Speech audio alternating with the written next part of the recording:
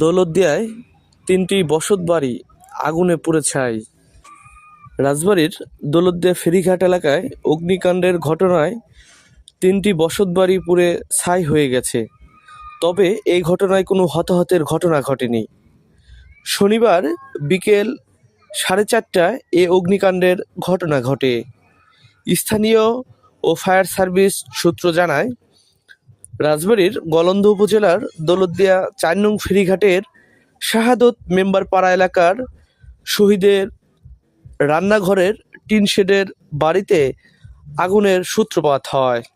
এ সময় আশেপাশের লোকজন এসে আগুন নেভানোর চেষ্টা করে ব্যর্থ হয়ে ফায়ার সার্ভিসে খবর দেয়।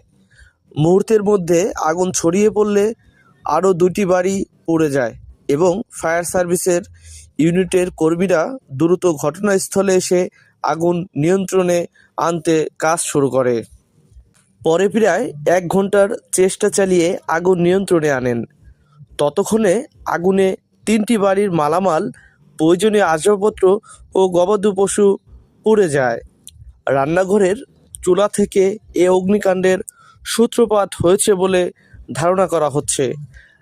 আর আগুনের ঘটনায় ক্ষয়ক্ষতির পরিমাণ প্রায় 14 লাখ টাকা হয়েছে বলেও জানা গেছে। তবে হতাহতের কোনো খবর পাওয়া যায়নি। গলন্দ ফায়ার সার্ভিস ও সিভিল ডিফেন্স স্টেশনের টিম লিডার মোহাম্মদ আব্দুল বাসেদ এই অগ্নিকাণ্ডের ঘটনার সত্যতা নিশ্চিত করেছেন। তিনি জানিয়েছেন, এই ঘটনা শোনার সাথে সাথেই তারা ঘটনাস্থলে এসেছেন।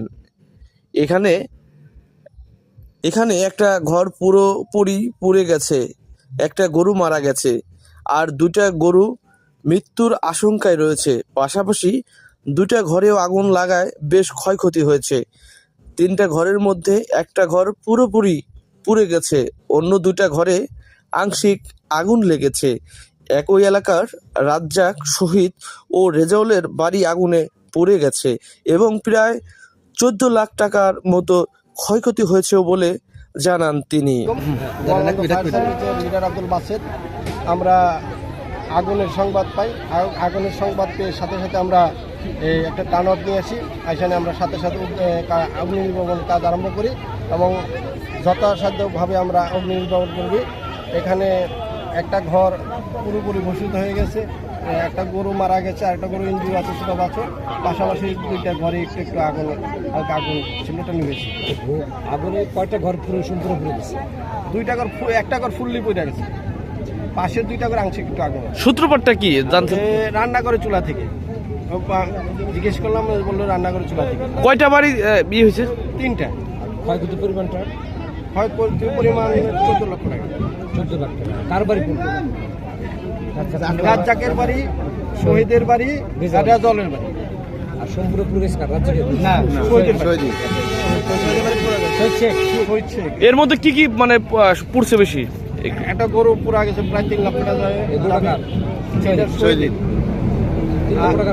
হ্যাঁ, আর 3টা রুম ছিল, আসবাবপত্র ছিল, অনেক কিছু ছিল এবং একটা ছোট লাগছে আগুন নিয়ন্ত্রণ আনতে? আমাদের 15 মিনিট লাগছে সর্বোচ্চ। আমাদের সময় লাগেনি নিয়ন্ত্রণ, দ্রুত আরো কম লাগতে পারে। ধন্যবাদ আপনাকে।